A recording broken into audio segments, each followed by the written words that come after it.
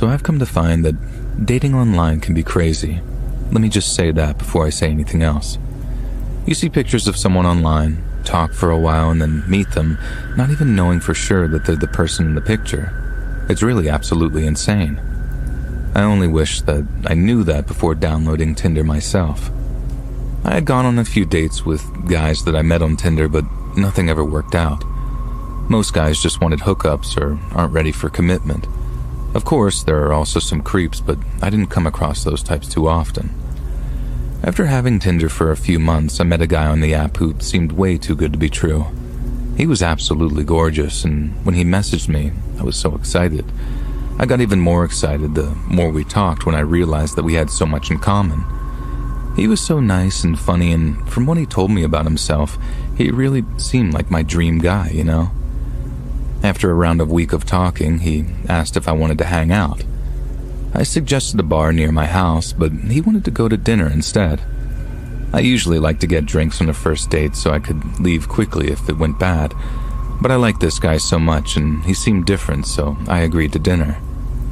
For purposes of anonymity, we'll just call him Oliver.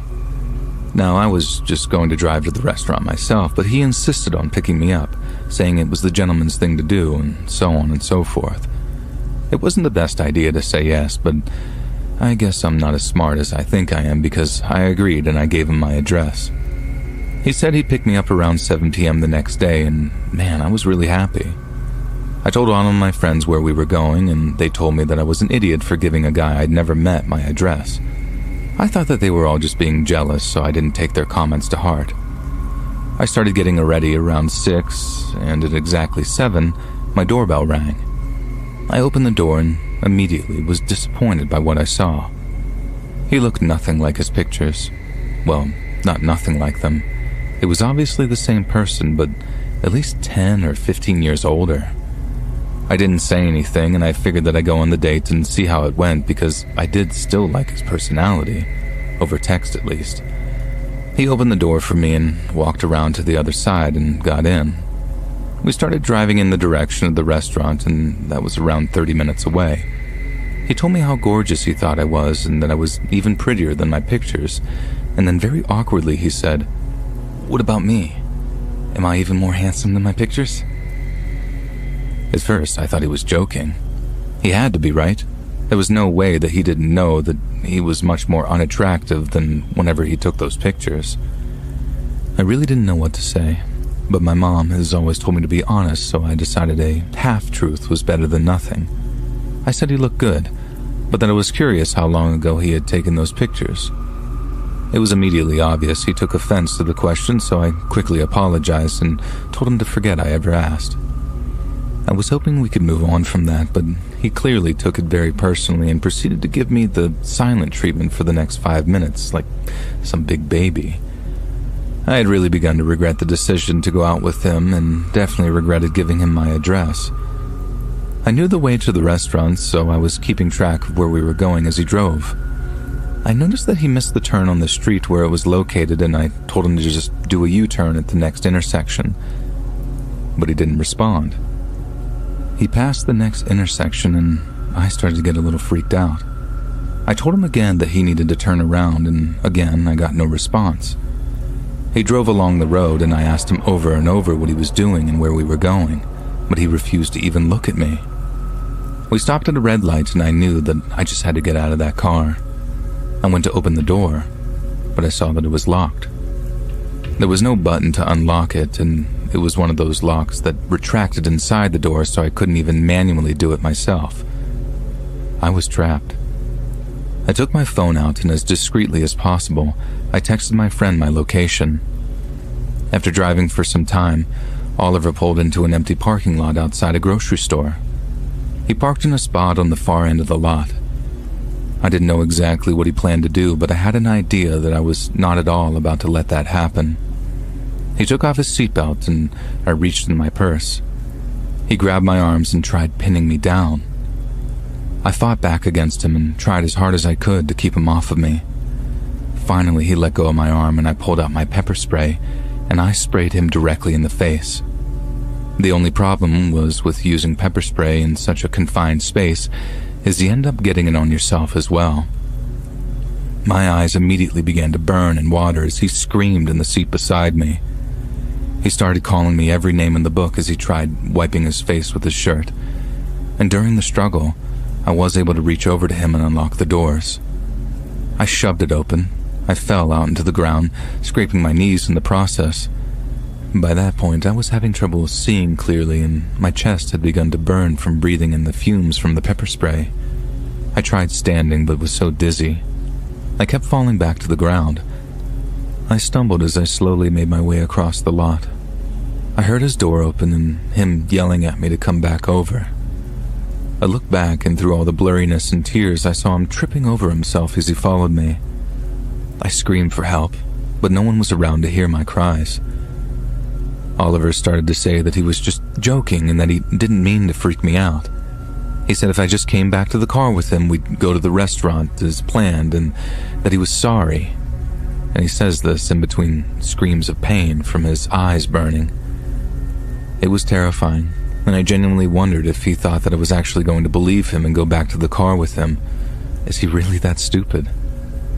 He was close behind me within no time, and just as I reached the doors of the grocery store, he grabbed me by the shoulders and yanked me back. But the doors had already opened, and I screamed for my life. I saw a man came running out and told Oliver to get off of me, which he then did immediately. And the man helped me up and tried to keep Oliver there, but there was no stopping him from getting back in his car and driving away.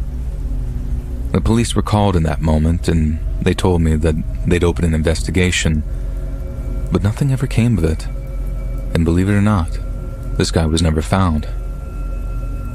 I moved out of that house that I was living in at the time and just moved back in with my parents. I started to get really paranoid for a while that he would find me, but it still hasn't happened. I use my story now as a cautionary tale for other women going down the same path that I once was. Even you men out there, you never know who wants to hurt you, but it can and does happen, so please be careful.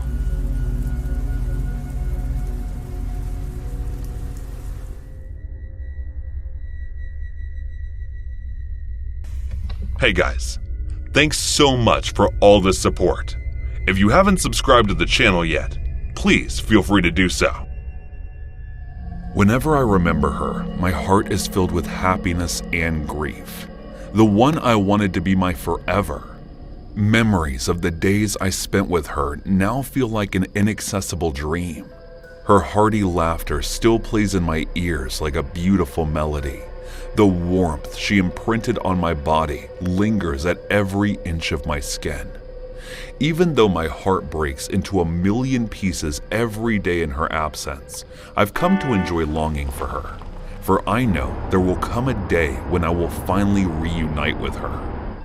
Even though I didn't want to be here, I was at this fancy, expensive restaurant whose even cheapest dishes were out of my budget against my will.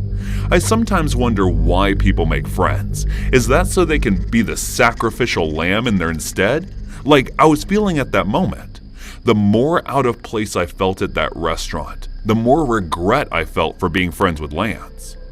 As I was focused on the menu, trying to decide if I shouldn't eat and only let my so-called blind date order whatever she wanted for herself, perhaps I could escape the rest until my next salary. I heard a knock on the table. I raised my head only for my eyes to meet with a pair of green ones that were covered with shadowy makeup, making them appear even dreamier than they were. Are you my Valentine, Marcus? I'm Natalie. Her slow, soothing voice met my ears, and I couldn't help but nod my head in the affirmation, although I was not the Marcus she was looking for. She gave a dazzling smile before pulling out a chair and sitting across the table. As I was mesmerized by her beauty, she was looking at me and apologizing for inconveniencing me. She said her friends pushed her for this date because they felt pity that she was always alone on this day of the year. Upon checking the menu, she hesitantly looked at me and asked, "Should we go somewhere else?" I realized she felt uncomfortable with overly priced dishes as well. Feeling a bit more comfortable in her presence, I nodded my head yes, and we headed out. She then suggested a few places nearby that served great food at reasonable prices, so we went to one of those. I don't recall what happened with my actual date or the real Marcus, but I sure remember turning off my phone so no one could disturb my time with this angel. We talked for hours while enjoying our meal. She was the one mostly doing the talking, and I was lost in her melodious voice. Her calling me Marcus made me feel bad, so I decided to come clean. As I told her what truly happened, she silently stared at me briefly before saying, "I know. I figured you weren't him since you aren't the self-centered chatterbox I talked to over the phone yesterday." After that, she just laughed, and I couldn't help but laugh with her. Fair to say, I had fallen hard for her. Before I met her, I never knew I could love someone. We started dating, and trust me, every second of my life that I spent with her was the best. We would record small things that we did and would watch them later together. I asked her to move in with me after 6 months of dating, and she did. I wished everything would stay like this forever. But little did I know, it was just my wishful thinking.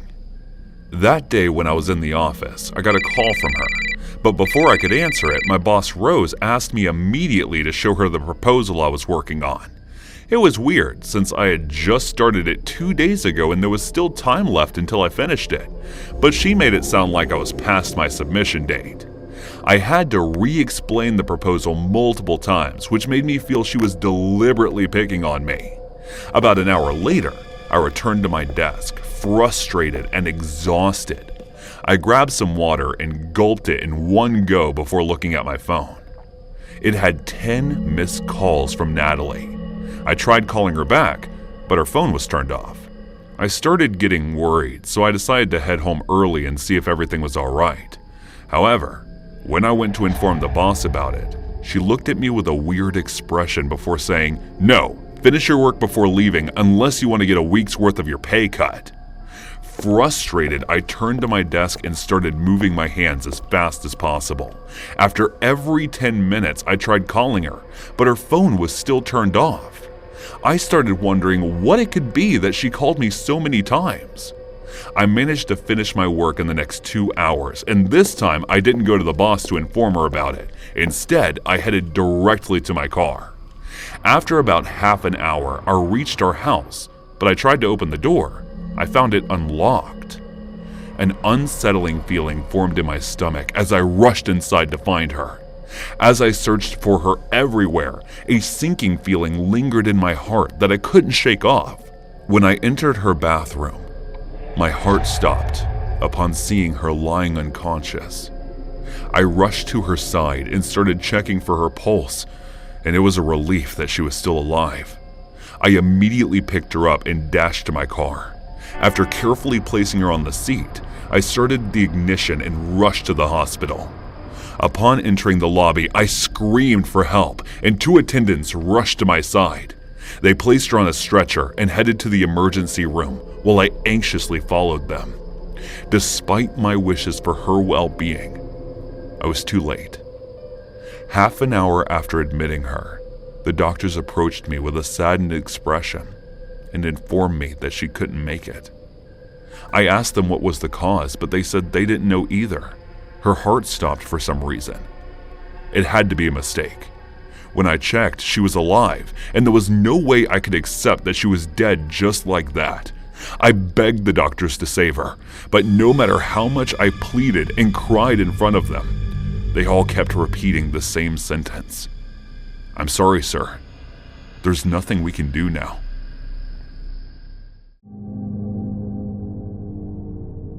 After about a year of using the dating app Hinge, I'd pretty much worked through every girl on there. I'm not saying I had much success, but since my preferences were kind of narrow, there weren't all that many potential matches for me. I'd check Hinge every so often to see if there were any new faces, but the vast majority were girls I'd seen before, having deleted their accounts before making new ones, and any actual new faces just didn't seem to do it for me. That's when Coraline appeared in my Discover section. Her name wasn't actually Coraline, but since this story does get kind of personal, I'm going to change some names to protect the innocent. Every so often I'd see a girl on Hinge that'd provoke an audible wow from me.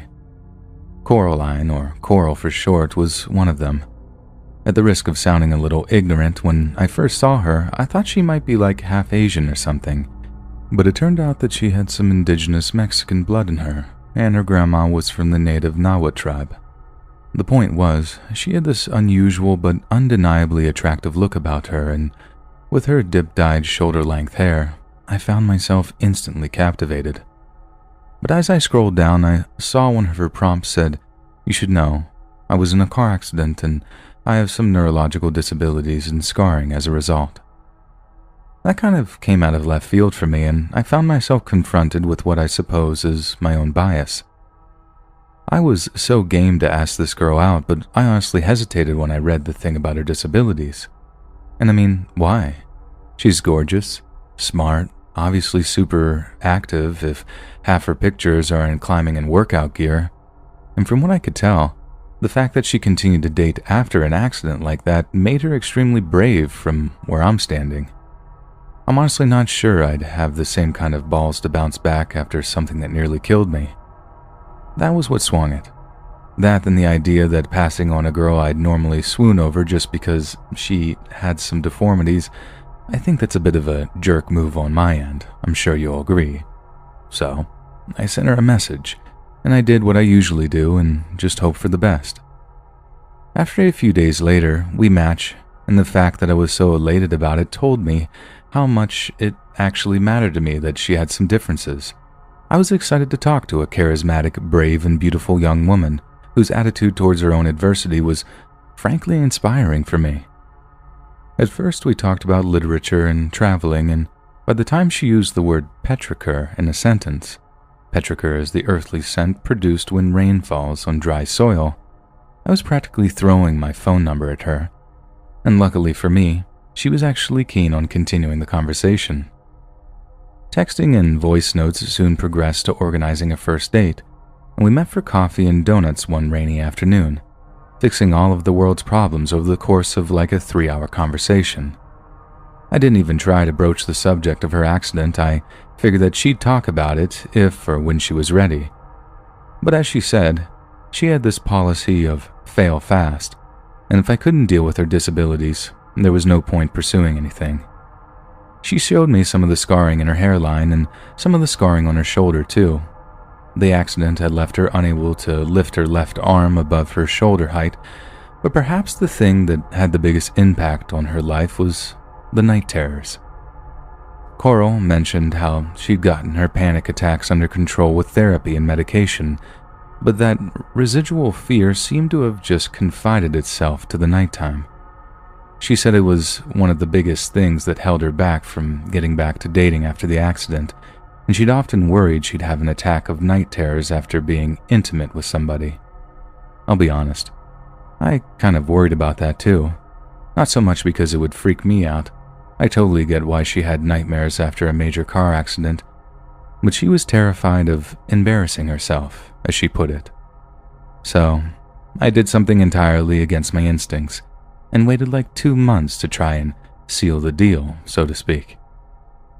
I waited until I was entirely sure she was comfortable around me, sleeping in the same bed and all that stuff, and only then did I invite her back to my place to make the next move. I promise I won't go into any unnecessary detail, but it was wonderful, and even with the scarring she hated so much, she was beautiful. And as we fell asleep in each other's arms, I started to wonder, what was I so worried about in the first place? I wake up in the middle of the night, roll over to check my phone, and it's about 3 a.m. It's perfectly quiet, so Coral hasn't had night terrors or whatever, so my first thought is like, she's comfy and asleep. Awesome. I roll back to try and spoon Coral a little and find that there's no one there. I figured she's just in the bathroom or whatever. I have an ensuite. But there's no lights on and no noise coming from it. I check the floor next to the side of the bed where she's tossed some of her clothes, and they're gone. And only then, in my half-sleep, half-drunken state, do I realize she's bailed while I was asleep. I mean, it hurt. I'd never had a girl get up and leave in the middle of the night like that, but Before I even had time to process it, I heard the front door of my apartment rattling. So, little side note, I live in this really terrible Brooklyn apartment at the time, one where the door wouldn't stay shut unless you actually locked it from the inside.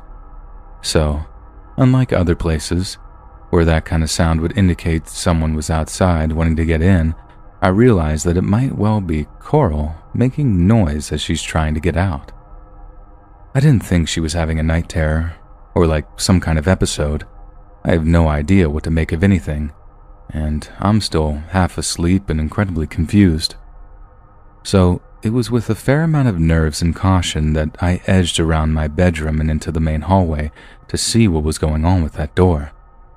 And just like I'd deduced in the final moments before I left my bedroom, it was indeed Coral, trying to get out of my apartment, probably confused and scared as to why the door was locked. I was sure that I'd mentioned something about it to her and that my keys lived in a teeny little holder by the door that looked like a little cuckoo clock. You wouldn't know it could open unless someone tells you. But then again, coming back home a little tipsy after our meal might have meant it slipped my mind entirely. Coral? Are you okay? I asked her.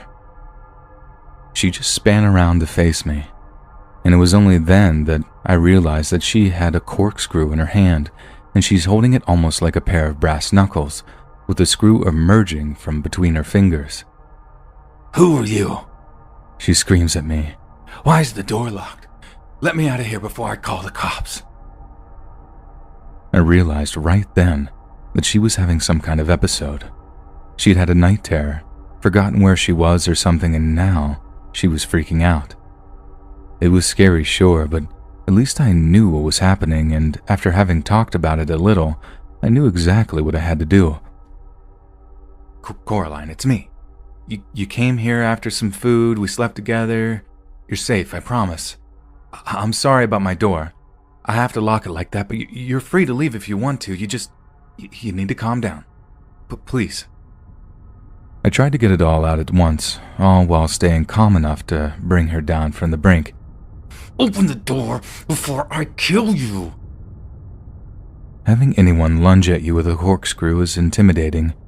It really doesn't matter if they're 5'0" incredibly skinny, but have someone lunge at you with a corkscrew when you're completely naked? That's real fear, let me tell you. "Coraline?" I started talking really slow. "I can't open the door without the key. I need to get the key." That's when she approaches even further and pushes the sharp point of the corkscrew into my neck. Not hard enough to actually puncture my throat, but oh my god, one smidgen of force more and I'd have been squirting blood like a Kill Bill henchman. There came a moment when I was sure she was about to plunge that piece of cold steel into my neck. She took this sharp inhale and kind of flexed her arm. I don't know. It's hard to describe. But I remember my heart just pounding in my chest as I'm thinking the next thing I'd be doing would be rushing to call 911. But right as she seems like she's about to stab me with a freaking corkscrew, she relents. And I can see this look enter her eyes as she sort of, and this is the best way I can describe it, wakes up. She sees the corkscrew at my neck and just drops it, recoiling like she was horrified at what she was doing. She looks me dead in the eye and stammers out, I'm sorry, And then her speech just degenerated into silent, gasping tears. My heart absolutely broke for her in that moment.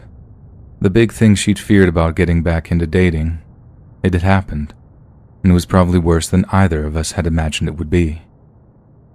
It was dawn by the time she calmed down, and as much as I insisted that she was free to leave, I wanted her to stay. I wanted to be supportive.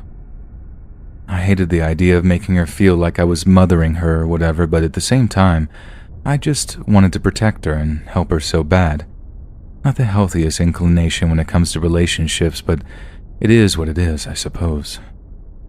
I'd like to give you some kind of super happy ending here too, but my relationship with Coral didn't last. She just didn't feel like she was quite ready to date yet, and Rushing it had made her feel worse than ever. That sucked to hear. It sucked hard. And as that dumb old cliche goes, if you love something, let it go. I still think about her from time to time, and I hope she's doing much better than she was. And Coral, if by some small possibility you're reading this, and you recognize that this is about you, I love you, and I forgive you. I work as a security/nighttime attendant at an apartment building. It's 24 stories and one of the oldest in the city. One night, I'm sitting here when the phone rings at about 3 a.m. and I answer, "Hello, this is Daniel with front desk. How can I help you?" The voice on the other end sounds female, but was totally garbled, and the only bit I could make out was 23rd floor. I tried to tell the person that I could not understand them and asked which apartment they were in, but again, gobbled the response. And I just made out 23rd floor. After the third time of trying to understand them, and the same response, I said I couldn't understand them. I would go up and meet them in the hallway, so I go to the main elevators, and surprise, surprise, they are both on the 23rd floor. Fortunately, we have an older service elevator, and it's only on the 7th, so I call it down, get it, and hit the button for the 23rd. But it won't move and the inner door won't close. But I go to unlock the reset panel, and boom, we start going up. Door's still open and freaking out a bit, and the elevator is shaking because it goes up pretty fast and isn't old. As I'm ascending, I just stay towards the back, and finally, I reach floor 23. I step out, door closes just fine, and I look around the hallway. There's nobody around. I walk along slowly, trying to listen for anyone awake who might have called, but there's nothing. So now, I head in the opposite direction and go towards where the regular elevators are. And when I get to them, they're just sitting there and their doors open. I was pretty freaked out, but I knew it would just be the elevator going Fred's. So I get in and figured out just reset them and get them to floor 1. When I heard the sound of the back stairwell closing, I quickly get out, go to the stairwell, and lo and behold, there's no one there. But the maintenance door to the machine room is ajar. And at that time, I'm the only one in the building with a key. At the top of the building is a large machine room housing all the really loud machinery that does stuff in the building and allows access to the roof. I don't like going into there because it's creepy as hell, and no one ever goes in there. So at this point, I'm seriously freaked out, but muster up and head inside. "Hello," I shout, but to no response. The lights in the room flicker because they're terrible fluorescent, so I can't see well either. But at the end of the room, I can make up the roof access door and show us how it's slightly open. So I slowly continue forward, checking the space in between each machine as I walk by to make sure there's no one there. And there isn't. I open the roof door access. I can't see anyone ahead of me on the roof, but there is a slight wraparound if there was a jumper or something I needed to be sure. So I step out and leave the door ajar. Like it was almost immediately, the door is pulled shut. Now, I might have written off as wind or something, but this door is hard to shut and really hard to open. Really hard. I immediately grab the handle and yank it open, slam it behind me, and run straight for the maintenance door. It automatically locks when it's closed, so I slam it shut too, and go back to the 23rd floor hallway. Get into an elevator which the doors are still open for, and go all the way down to the first floor. I go back to the main lobby, and as soon as I sit down, the phone rings. I pick it up. Don't say a word, and sure as hell, gobbly voice again. The only audible thing I can hear is a voice saying 23rd floor.